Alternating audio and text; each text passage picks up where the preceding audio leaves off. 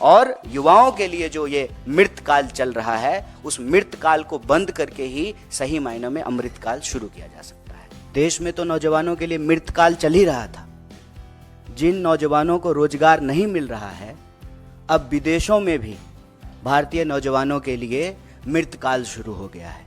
गुजर रही थी तो इलाहाबाद विश्वविद्यालय का एक नौजवान आया और कहा, भैया जितना इस देश में लव लेटर लीक नहीं होता है, उससे ज़्यादा उत्तर प्रदेश में क्वेश्चन पेपर लीक हो जाता है।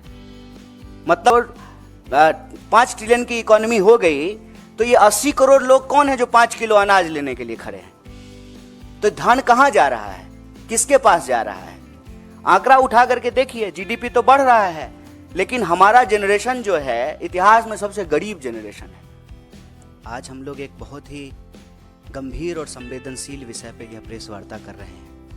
आप में से बहुत सारे साथियों को यह जानकारी मिली होगी कि रूस में 20 नौजवानों को, भारतीय नौजवानों को बंधक बना करके रखा गया है। बंधक क्यों बना करके रखा गया है? क्योंकि हमारे देश में युवाओं के लिए मृतकाल चल रहा है। देश में तो नौजवानों के लिए मृतकाल चल ही रहा था।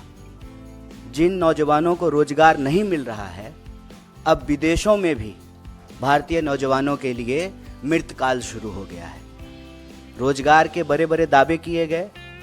सरकार ने कहा कि हम हर साल 2 करोड़ नौकरी देंगे। अगर हर साल देश में 2 करोड़ नौकरी दी जाती तो शायद ये स्थिति पैदा नहीं होती। आप जानते हैं कि रूस के पास परमानेंट आर्मी नहीं है, ठेके पर आर्मी है। हमारे देश में भी जो है ठेके पर अग्निपथ योजना लाई गई है, ठेके पे जवानों को बहाल किया जाएगा और वहां पर जबरदस्ती भारतीय नौजवानों को एक तरीके से बंधक बना करके रखा गया है। उसमें से सिविलियन वर्क में गुजरात का एक नौजवान, नोट कीजिएगा, गुजरात मॉडल, गुजरात का एक नौजवान, उसकी दुखद मौत हो गई है। और इस संवेदनशील विषय पर चारों तरफ चुप्पी है। होता है ना कि मोबाइल में एक वाइब्रेशन मोड होता है और एक साइलेंट मोड होता है। तो जब प्रचार की बात आती है, फोटो आप का बात आता है, तो प्रचार मंत्री सक्रिय हो जाते हैं, वाइब्रेशन मोड ऑन हो जाता है। और देश से जुड़ा हुआ कोई विषय हो, नौजवान से जुड़ा हुआ कोई विषय हो, तो साइलेंट मोड पे चले जाते हैं। ये कितनी गंभीर विषय है कि देश में अगर देश के नौजवान अपने देश के लिए शहादत दे रहे हैं, जान दे रहे हैं, तो यह बात समझ में आती है कि यह देशभक्ति है। राष्ट्र के लिए जो है आप अपनी जान दे रहे हैं। दूसरे देश की लड़ाई में, दूसरे देश के वार में भारतीय नौजवानों को क्यों जाना पड़ रहा है? इसका एक सीधा संबंध ये है कि हमारे देश में जो नौजवानों के भविष्य के साथ खिलवाड़ किया जा रहा है, जिस तरह से बेरोजगारी का दंश उनको झेलना पड़ रहा है। और आप सब जानते हैं कि पिछले 10 साल में बेरोजगारी दर लगभग दोगुनी हो गई है। 45 साल में देश के इतिहास में इतनी बेरोजगारी कभी नहीं थी। लाखों पद केंद्रीय विभागों में खाली हैं और सरकारी जो क्षेत्र हैं, राज्य सरकार के अधीन जो आते हैं, उसकी तो हालत आप सब देख ही रहे हैं कि क्या हो रहा है। जब हमारी भारत जोड़ो न्याय यात्रा उत्तर प्रदेश से गुजर रही थी तो इलाहाबाद विश्वविद्यालय का एक नौजवान आया और कहा, भैया जितना इस देश में लव लेटर लीक नहीं होता है, उससे ज़्यादा उत्तर प्रदेश में क्वेश्चन पेपर लीक हो जाता है। मतलब नौजवानों की स्थिति ये है कि एक तरफ या तो भर्ती नहीं की जाती है, भर्ती की प्रक्रिया शुरू होती है तो प्रश्न पत्र लीक हो जाता है और पूरी की पूरी प्रक्रिया जो है वो न्यायालय के अधीन चली जाती है। और आप भर्ती की प्रक्रिया और उसमें होने वाले प्रश्न पत्र की तो अलग बात है।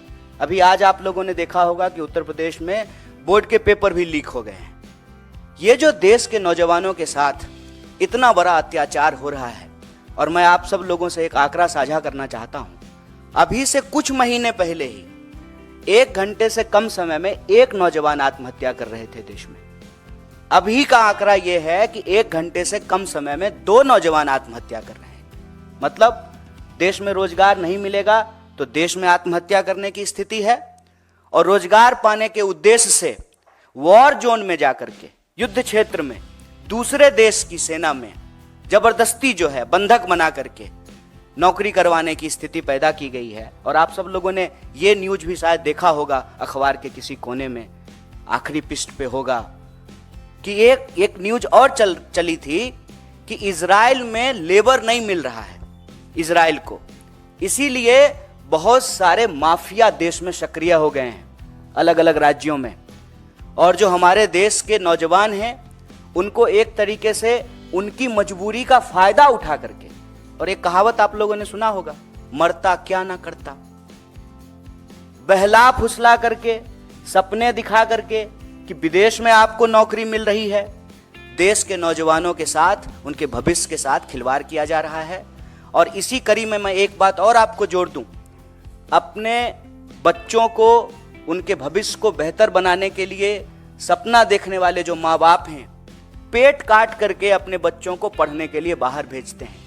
और आए दिन यह खबर सुनने को मिलती है फिर से अखबार के किसी आखिरी कोने में कि कभी अमेरिका में जो है किसी नौजवान को किसी यूनिवर्सिटी में मार दिया गया है, भारतीय नौजवान को, कभी ऑस्ट्रेलिया में मार दिया गया है, कभी यूरोप के किसी कोने में मार दिया गया है। और इन सब के बीच दावा क्या किया जाता है? विश्व गुरु का। विश्व गुरु नहीं है गुरु, आप पक्का से ना विश्व गुरु हैं, और आप इस देश के नौजवानों के भविष्य में जहर घोल रहे हैं। और जिस तरह से देश में और विदेश में भारतीय नौजवानों की जान ली जा रही है, यह अपने आप में बहुत दुखद, चिंताजनक और संवेदनशील बात है। इसीलिए हमारा यह कहना है कि देश में तो नौजवानों के लिए मृतकाल चल ही रहा था, अब विदेश में भी भारतीय नौजवानों के लिए मृतकाल चल रहा है। इसी विषय पे आप सबसे बातचीत के लिए हम साथी यहाँ उपस्थित हुए हैं। आप सब लोगों ने धैर्यपूर्वक अपनी बात सुनी, बहुत बहुत धन्यवाद। और इस संबंध में जो भी आपके प्रश्न होंगे उसका हम यथासंभव उत्तर देने का प्रयास करेंगे। बहुत बहुत धन्यवाद। आपसे अनुरोध है कि इसी इशू पे जो भी प्रश्न है कीजिए, बहुत ज्वलंत मुद्दा है आपके प्रश्न का। जो आप बता रहे हैं 30 भारतीय नौजवानों को बंधक बनाया हुआ, क्या ये भी कॉन्ट्रैक्ट आर्मी में ही है वहाँ पर जहाँ पर बंधक बनाया हुआ?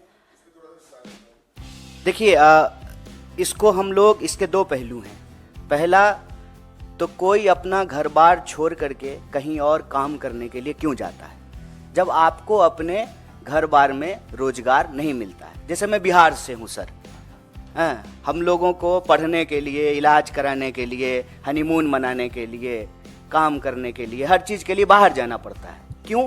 क्योंकि हमारे राज्य में अवसर नहीं है, ये सच बात है। वरना अपना घर बार छोड़ करके क्यों आएगा कोई? पंजाब का कोई व्यक्ति तो बिहार में जाकर के धान काट नहीं रहा है, बिहार का ही लोग जाकर के काट रहा है। तो पहला मसला ये है कि अपने देश में इस देश के नौजवानों के लिए रोजगार नहीं है, ये सबसे प्रमुख बात है। दूसरा, फिर मरता क्या ना करता, जो काम मिले हैं कि हमको देश में कोई अवसर मिल नहीं रहा है तो विदेश में कोई अवसर मिल जाए, वो उसके तहत जो है बाहर चले जाते हैं। और वहाँ जाकर के जब उनके साथ कुछ बुरा होता है, वो फंस जाते हैं, तो उसकी कोई जिम्मेवारी नहीं है, उसकी कोई अकाउंटेबिलिटी नहीं है।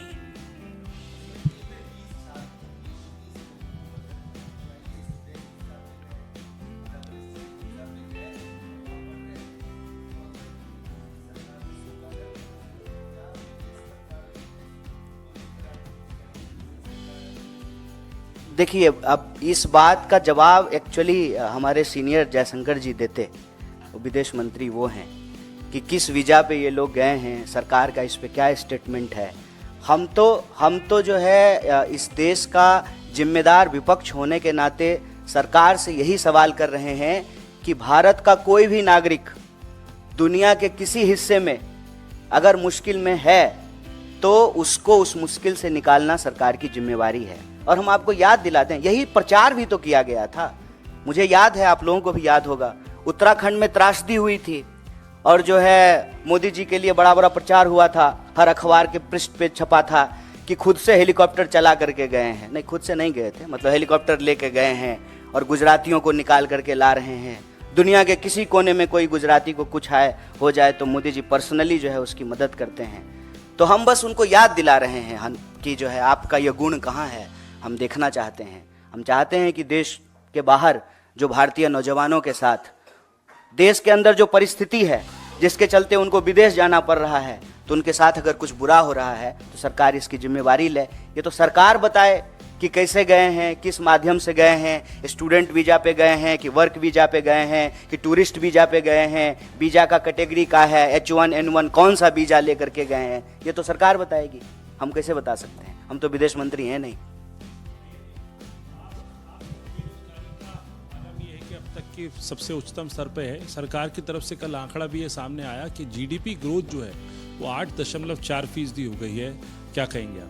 750 लोग जो है वो धन्ना सेठ हो गए हैं, अरबों खरबों में उनकी कमाई हो गई है, और किसान ने आत्महत्या कर लिया है 12,500। इसको कैसे देखते हैं? जीडीपी ग्रोथ हो रहा है, अच्छी बात है, विकास दर बढ़ रहा है, बहुत अच्छी बात है, लेकिन अगर बेरोजगारी दर बढ़ रहा है तो चिंता की बात है, महंगाई बढ़ रही है तो चिंता की बात है, नौजवानों की आत्महत्या दर बढ़ रही है तो चिंता की बात है, महिलाओं के ऊपर होने वाले अपराध अगर बढ़ रहे हैं तो चिंता की बात है, मजदूरों को अगर मजदूरी नहीं मिल रही है, ये अपना ही पैसा, आपका अपना पैसा, आपकी कमाई का एक हिस्सा काट करके सरकार के खाते में आपने जमा किया है, और जब बेटी का शादी है, मकान बनाना है, बच्चा को पढ़ाना है, कहीं एडमिशन लेना है, तो पीएफ का पैसा निकालने के लिए जा रहे हैं तो पैसा नहीं निकल रहा है। तो हम कह रहे हैं कि जो अच्छी चीज़ है वो अच्छी चीज़ है, जीडीपी बढ़ गया, बहुत बढ़िया बात है। हम बार बार यही सवाल पूछते हैं ना कि 5 ट्रिलियन की इकोनॉमी हो गई, शानदार, सुंदर, लेकिन 5 ट्रिलियन की इकोनॉमी हो गई तो ये 80 करोड़ लोग कौन है जो 5 किलो अनाज लेने के लिए खड़े हैं? तो धन कहां जा रहा है, किसके पास जा रहा है? आंकड़ा उठा करके देखिए, जीडीपी तो बढ़ रहा है, लेकिन हमारा जनरेशन जो है इतिहास में सबसे गरीब जनरेशन है। कोई एसेट्स नहीं खरीद पा रहा है, अगर कोई एसेट खरीद रहा है तो ईएमआई पे खरीद रहा है। तो ये जीडीपी ग्रोथ किसका है, वो देखने की बात है ना। और इसमें कोई अंतर विरोधी बात तो है नहीं, ये तो और अच्छी बात है। तब तो सरकार अब ये बहाना नहीं लगाएगी कि हमारे पास पैसा नहीं है।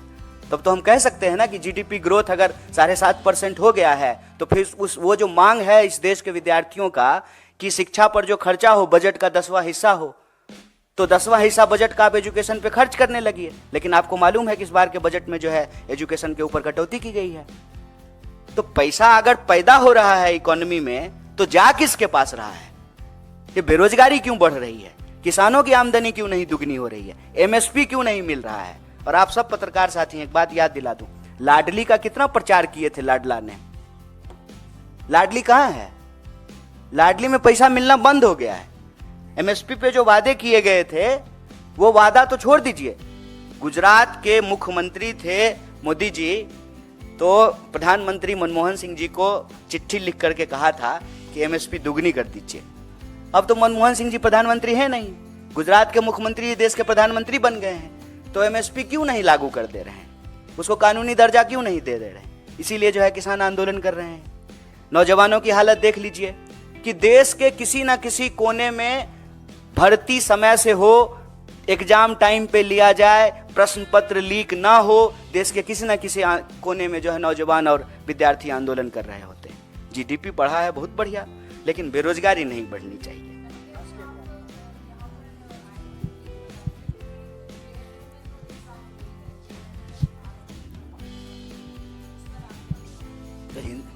हिंसा कहीं भी हो, बीएचयू में हो कि जेएनयू में हो कि एएमयू में हो, हिंसा अच्छी बात नहीं है। किसी को भी हिंसा नहीं करनी चाहिए। देश में कानून व्यवस्था है, जैसा कि पिताजी जो है मुख्यमंत्री गृह मंत्री हैं, तो लॉ एंड ऑर्डर है। ये तो कहीं भी हिंसा क्यों हो, हिंसा होने की जरूरत क्या है?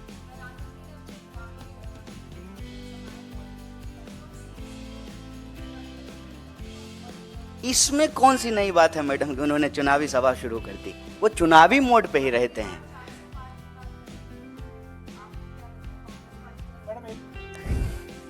एक बात बताइए, अब की बार 400 पार अगर हो जाता तो एन केन प्रकारेण किसी को भी, आपको मालूम है बीजेपी ने आज किसको उड़ीसा में ज्वाइन कराया है? एक बीजेडी का एमएलए जो भाजपा कार्यकर्ताओं के ऊपर गाड़ी चढ़ा दिया। एक तो मुझे नहीं मालूम कि आजकल के नेताओं को गाड़ी चढ़ाने का क्या शौक है। वो टेनी जी का बेटा किसानों पे गाड़ी चढ़ा दिया था। तो ये बीजेडी का जो नेता है वो बीजेपी के कार्यकर्ताओं पे और जो है प्रधानमंत्री जी चुनावी सभाओं में जाकर के कहते हैं कि भाजपा कार्यकर्ताओं की पार्टी है। उनके कार्यकर्ता के ऊपर जो गाड़ी चढ़ा दिया उसको ज्वाइन करा लिया है। क्यों? 400 पार को लेकर के इतना कॉन्फिडेंट होते तो किसी भी स्तर पे जाकर के समझौता करते। अभी आपने देखा कि बिहार में जो है नीतीश कुमार को लेकर के क्या क्या बोलते थे, और अभी जो है सब एकदम सब बढ़िया एकदम स्वीट सा हो गया है। तो मुझे नहीं लगता है, ये दावे हैं, सुनते हैं हम भी, आप भी सुनिए।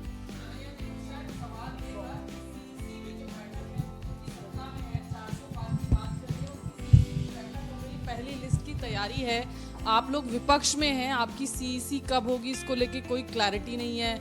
अलायंस टीएमसी के साथ वेस्ट बंगाल में होगा नहीं होगा, इस पर ये भी चिंता संशय है बना आपको हुआ है। हमारी, बड़ा अच्छा लगा सुन करके। कांग्रेस कवर करते हैं ना, कितनी इसलिए चिंता आपसे करते हैं सवाल आप पूछ सकते हमारी, हैं।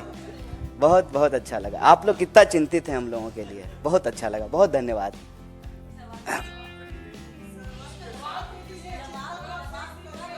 हम ये प्रेस कॉन्फ्रेंस एक बहुत ही गंभीर और संवेदनशील विषय पे है। चुनाव सीट नंबर के लिए प्रेस कॉन्फ्रेंस नहीं रखा गया है। नंबर मैंने आपको बताया, 20 भारतीय लोग रूस में फंसे हुए हैं, बंधक बनाए हुए हैं। वे 400 छोड़ करके 20 नंबर याद रखिए। इसलिए नहीं जवाब दे रहा हूँ, ऐसा नहीं है कि हमको जवाब नहीं देने आता है, जवाब दे सकते हैं, लेकिन विषय कुछ और है। ठीक है कन्हैया जी ये बताइए कि आपने कहा कि अमेरिका में भारतीय छात्रों का मर्डर भी हुआ है, संदिग्ध परिस्थितियों में मौत भी हुई है। ये जितने भी हाल के महीनों में मर्डर या संदिग्ध परिस्थितियों में मौत हुआ है, इसके पीछे विपक्ष के नाते आप कोई साजिश देख रहे हैं, फाउल प्ले देख रहे हैं? दूसरा सवाल है कि मोदी आपके क्षेत्र में जा रहे हैं कल, आप पिछले बार वहां से लोकसभा का चुनाव लड़े थे, इस बार कांग्रेस की टिकट पे बेगूसराय से लड़ेंगे आप? ये विषय अभी आज का नहीं है प्रेस वार्ता का। पहला सवाल जो आपने पूछा है कि भारतीय नौजवानों और विद्यार्थियों के साथ आए दिन कोई ना कोई घटनाएं होती रहती है। मैं ये नहीं कह रहा हूं कि साजिश है, लेकिन एक चिंताजनक और गंभीर परिस्थिति जो ज़रूर है।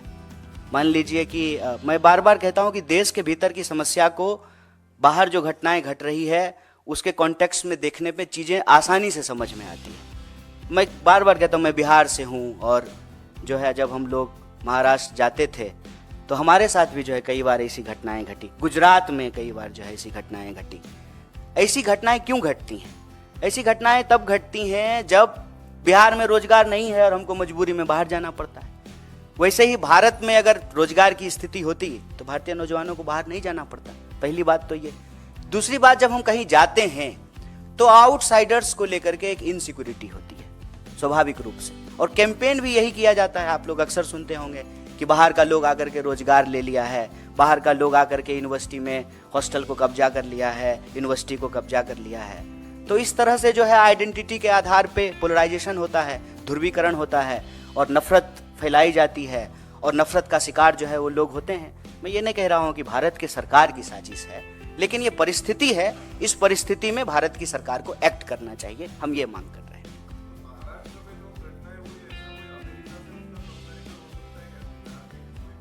नहीं, बस मैंने समझने के लिए उदाहरण दिया है, कंपैरिजन नहीं है। दोनों की ज्योग्राफी अलग है, परिस्थिति अलग है, बस हमने समझने के लिए उदाहरण दिया। फिलहाल तो नहीं, फिलहाल तो हम रूस की ही बात कर रहे हैं।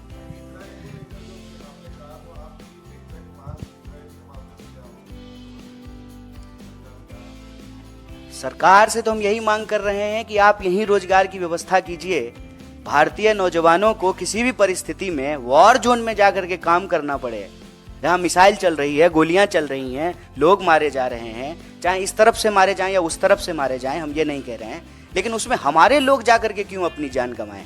उनको यही रोजगार दिलाइए। और बस उनको हम वादा याद दिला रहे हैं कि आपने तो कहा था कि 2 करोड़ नौकरी देंगे हर साल, तो 10 साल अब पूरा होने को हैं। इस हिसाब से जो है आप 20 करोड़ नौकरी पैदा करते, 20 करोड़ आप नौकरी पैदा कर देते तो क्यों बाहर जाता कोई? किसी को अच्छा लगता है कि गोलियां चल रही हो और वहां पे जो है हम गार्डन साफ कर रहे हैं या सड़क साफ कर रहे हैं? ये अच्छा तो लगता नहीं है। तो हम सरकार से ये मांग कर रहे हैं कि देश के नौजवानों के भविष्य के साथ खेलना बंद कीजिए, और युवाओं के लिए जो ये मृतकाल चल रहा है उस मृतकाल को बंद करके ही सही मायनों में अमृतकाल शुरू किया जा सकता है। इसको हम लोग, इसके 2 पहलू हैं। पहला तो कोई अपना घर बार छोड़ करके कहीं और काम करने के लिए क्यों जाता है, जब आपको अपने घर बार में रोजगार नहीं मिलता है। जैसे मैं बिहार से हूँ सर, हम लोगों को पढ़ने के लिए, इलाज कराने के लिए, हनीमून मनाने के लिए, काम करने के लिए, हर चीज़ के लिए बाहर जाना पड़ता है। क्यों? क्योंकि हमारे राज्य में अवसर नहीं है। ये सच बात है, वरना अपना घर बार छोड़ करके क्यों आएगा कोई। पंजाब का कोई व्यक्ति तो बिहार में जाकर के धान काट नहीं रहा है, बिहार का ही लोग जाकर के काट रहा है। तो पहला मसला ये है कि अपने देश में, इस देश के नौजवानों के लिए रोजगार नहीं है। ये सबसे प्रमुख बात है। दूसरा, फिर मरता क्या ना करता, जो काम मिल जाए सर। यही हमारी यूनिवर्सिटी के पीछे जो है बहुत सारी एम्बेसी है। लोग जो है रात को 2 बजे से लाइन लगाते हैं वीजा लगवाने के लिए। 2 बजे से 8.5 लाख लोगों ने जो है इंडियन पासपोर्ट छोड़ दिया है। कहते हैं कि जो है विश्व में डंका बज रहा है। 8.5 लाख लोगों ने जो है इंडियन पासपोर्ट छोड़ दिया है। फिर जहां जो काम मिल जाए, और ठेके पे बाहर में आर्मी में भर्ती की जाती है। हमारे देश में नहीं की जाती थी, अब की जाएगी। अभी इसकी शुरुआत हो गई है, तो की ही जाती है।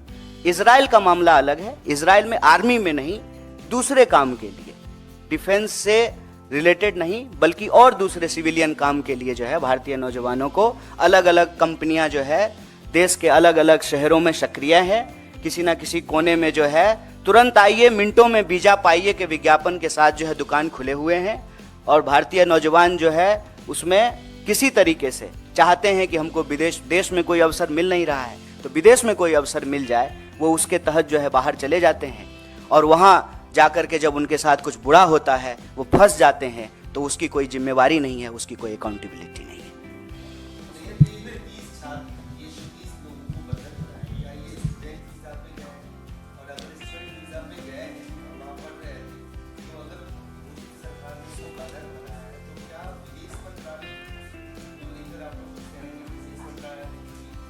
देखिए, अब इस बात का जवाब एक्चुअली हमारे सीनियर जयशंकर जी देते, विदेश मंत्री वो हैं, कि किस वीज़ा पे ये लोग गए हैं, सरकार का इस पे क्या स्टेटमेंट है।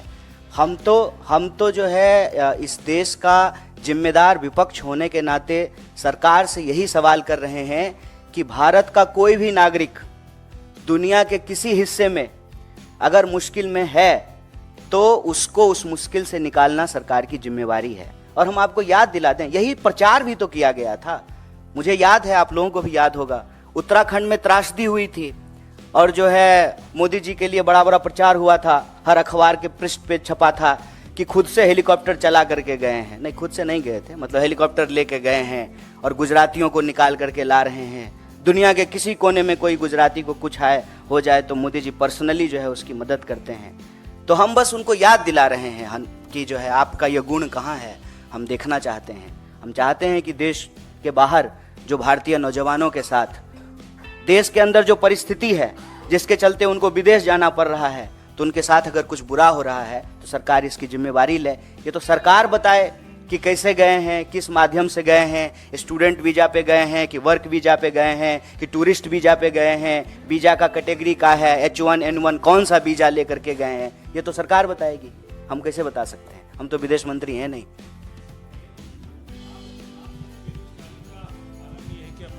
सबसे उच्चतम स्तर पे है। सरकार की तरफ से कल आंकड़ा भी ये सामने आया कि जीडीपी ग्रोथ जो है वो 8.4% हो गई है। क्या कहेंगे आप? 750 लोग जो है वो धन्ना सेठ हो गए हैं, अरबों खरबों में उनकी कमाई हो गई है, और किसान ने आत्महत्या कर लिया है 12,500। इसको कैसे देखते हैं? जीडीपी ग्रोथ हो रहा है, अच्छी बात है, विकास दर बढ़ रहा है, बहुत अच्छी बात है, लेकिन अगर बेरोजगारी दर बढ़ रहा है तो चिंता की बात है, महंगाई बढ़ रही है तो चिंता की बात है, नौजवानों की आत्महत्या दर बढ़ रही है तो चिंता की बात है, महिलाओं के ऊपर होने वाले अपराध अगर बढ़ रहे हैं तो चिंता की बात है, मजदूरों को अगर मजदूरी नहीं मिल रही है, ये अपना ही पैसा, आपका अपना पैसा, आपकी कमाई का एक हिस्सा काट करके सरकार के खाते में आपने जमा किया है, और जब बेटी का शादी है, मकान बनाना है, बच्चा को पढ़ाना है, कहीं एडमिशन लेना है, तो पीएफ का पैसा निकालने के लिए जा रहे हैं तो पैसा नहीं निकल रहा है। तो हम कह रहे हैं कि जो अच्छी चीज़ है वो अच्छी चीज़ है, जीडीपी बढ़ गया, बहुत बढ़िया बात है। हम बार बार यही सवाल पूछते हैं ना कि 5 ट्रिलियन की इकोनॉमी हो गई, शानदार, सुंदर, लेकिन 5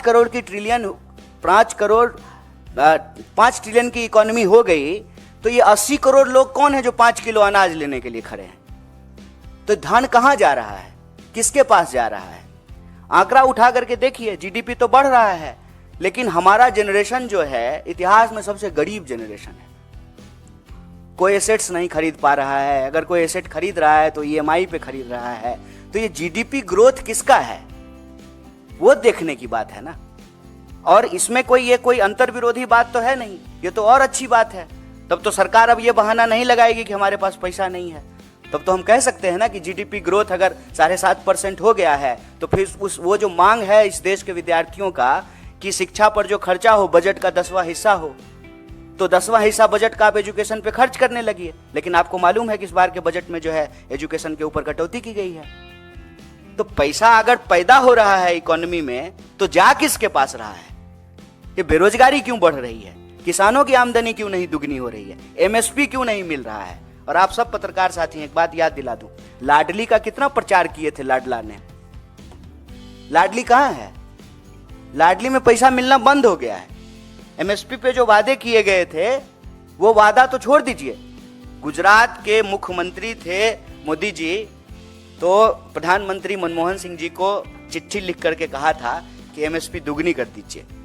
अब तो मनमोहन सिंह जी प्रधानमंत्री हैं नहीं, गुजरात के मुख्यमंत्री देश के प्रधानमंत्री बन गए हैं। तो एमएसपी क्यों नहीं लागू कर दे रहे हैं, उसको कानूनी दर्जा क्यों नहीं दे रहे हैं? इसीलिए जो है किसान आंदोलन कर रहे हैं। नौजवानों की हालत देख लीजिए कि देश के किसी ना किसी कोने में भर्ती समय से हो, एग्जाम टाइम पे लिया जाए, प्रश्न पत्र लीक ना हो, देश के किसी ना किसी कोने में जो है नौजवान और विद्यार्थी आंदोलन कर रहे होते हैं। जीडीपी बढ़ा है बहुत बढ़िया, लेकिन बेरोजगारी नहीं बढ़नी चाहिए।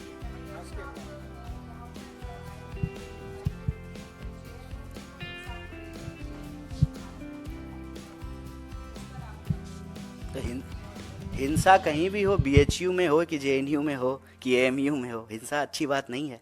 किसी को भी हिंसा नहीं करनी चाहिए। देश में कानून व्यवस्था है, जैसा कि पिताजी जो है मुख्यमंत्री गृह मंत्री हैं, तो लॉ एंड ऑर्डर है। ये तो कहीं भी हिंसा क्यों हो, हिंसा होने की जरूरत क्या है?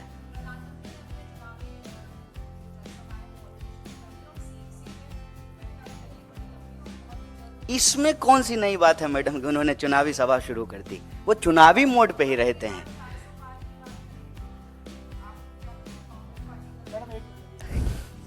एक बात बताइए, अब की बार 400 पार अगर हो जाता तो एन केन प्रकारेण किसी को भी, आपको मालूम है बीजेपी ने आज किसको उड़ीसा में ज्वाइन कराया है? एक बीजेडी का एमएलए जो भाजपा कार्यकर्ताओं के ऊपर गाड़ी चढ़ा दिया। एक तो मुझे नहीं मालूम कि आजकल के नेताओं को गाड़ी चढ़ाने का क्या शौक है। वो टेनी जी का बेटा किसानों पे गाड़ी चढ़ा दिया था। तो ये बीजेडी का जो नेता है वो बीजेपी के कार्यकर्ताओं पे, और जो है प्रधानमंत्री जी चुनावी सभाओं में जाकर के कहते हैं कि भाजपा कार्यकर्ताओं की पार्टी है। उनके कार्यकर्ता के ऊपर जो गाड़ी चढ़ा दिया उसको ज्वाइन करा लिया है। क्यों? 400 पार को लेकर के इतना कॉन्फिडेंट होते तो किसी भी स्तर पे जाकर के समझौता करते। अभी आपने देखा कि बिहार में जो है नीतीश कुमार को लेकर के क्या क्या बोलते थे, और अभी जो है सब एकदम सब बढ़िया एकदम स्वीट सा हो गया है। तो मुझे नहीं लगता है, ये दावे हैं, सुनते हैं हम भी, आप भी सुनिए।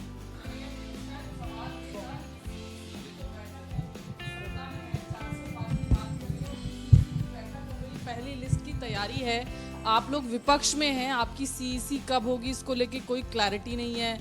अलायंस टीएमसी के साथ वेस्ट बंगाल में होगा नहीं होगा, इस पर ये भी चिंता संशय है बना आपको हुआ है। हमारी, बड़ा अच्छा लगा सुन करके। कांग्रेस कवर करते हैं, कितनी इसलिए चिंता आपसे करते सवाल हैं आप कर सकते हमारी, हैं।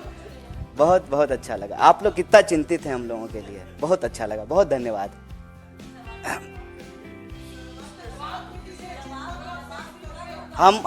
हम ये प्रेस कॉन्फ्रेंस एक बहुत ही गंभीर और संवेदनशील विषय पे है। चुनाव सीट नंबर के लिए प्रेस कॉन्फ्रेंस नहीं रखा गया है। नंबर मैंने आपको बताया, 20 भारतीय लोग रूस में फंसे हुए हैं, बंधक बनाए हुए हैं। अभी 400 छोड़ करके 20 नंबर याद रखिए। इसलिए नहीं जवाब दे रहा हूँ, ऐसा नहीं है कि हमको जवाब नहीं देने आता है, जवाब दे सकते हैं, ये विषय कुछ और है। ठीक है कन्हैया जी ये बताइए कि आपने कहा कि अमेरिका में भारतीय छात्रों का मर्डर भी हुआ है, संदिग्ध परिस्थितियों में मौत भी हुई है। ये जितने भी हाल के महीनों में मर्डर या संदिग्ध परिस्थितियों में मौत हुआ है, इसके पीछे विपक्ष के नाते आप कोई साजिश देख रहे हैं, फाउल प्ले देख रहे हैं? दूसरा सवाल है कि मोदी आपके क्षेत्र में जा रहे हैं कल, आप पिछले बार वहां से लोकसभा का चुनाव लड़े थे, इस बार कांग्रेस की टिकट पे बेगूसराय से लड़ेंगे आप? ये विषय अभी आज का नहीं है प्रेस वार्ता का। पहला सवाल जो आपने पूछा है कि भारतीय नौजवानों और विद्यार्थियों के साथ आए दिन कोई ना कोई घटनाएं होती रहती है। मैं ये नहीं कह रहा हूं कि साजिश है, लेकिन एक चिंताजनक और गंभीर परिस्थिति जो ज़रूर है। मान लीजिए कि मैं बार बार कहता हूं कि देश के भीतर की समस्या को बाहर जो घटनाएं घट रही है उसके कॉन्टेक्स्ट में देखने पे चीज़ें आसानी से समझ में आती है।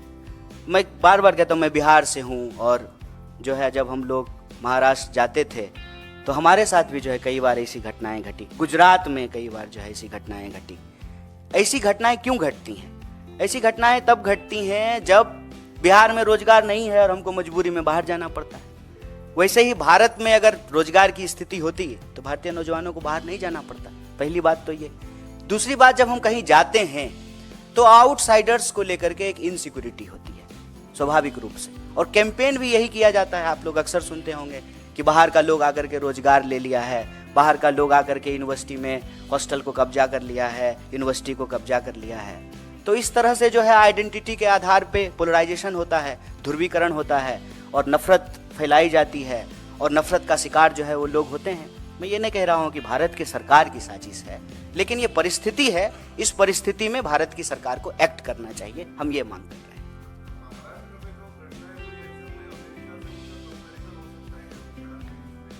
नहीं, बस मैंने समझने के लिए उदाहरण दिया है, कंपैरिजन नहीं है। दोनों की ज्योग्राफी अलग है, परिस्थिति अलग है, बस हमने समझने के लिए उदाहरण। फिलहाल तो नहीं, फिलहाल तो हम रूस की ही बात कर रहे हैं। आपने कहा तो आपकी एग्जैक्ट मांग इजराइल के मामले में क्या होगी गवर्नमेंट से, कि सरकार क्या करेगी? सरकार से तो हम यही मांग कर रहे हैं कि आप यहीं रोजगार की व्यवस्था कीजिए। भारतीय नौजवानों को किसी भी परिस्थिति में वॉर जोन में जाकर के काम करना पड़े, जहाँ मिसाइल चल रही है, गोलियां चल रही हैं, लोग मारे जा रहे हैं, चाहे इस तरफ से मारे जाएं या उस तरफ से मारे जाएं, हम ये नहीं कह रहे हैं, लेकिन उसमें हमारे लोग जाकर के क्यों अपनी जान गंवाएं? उनको यहीं रोजगार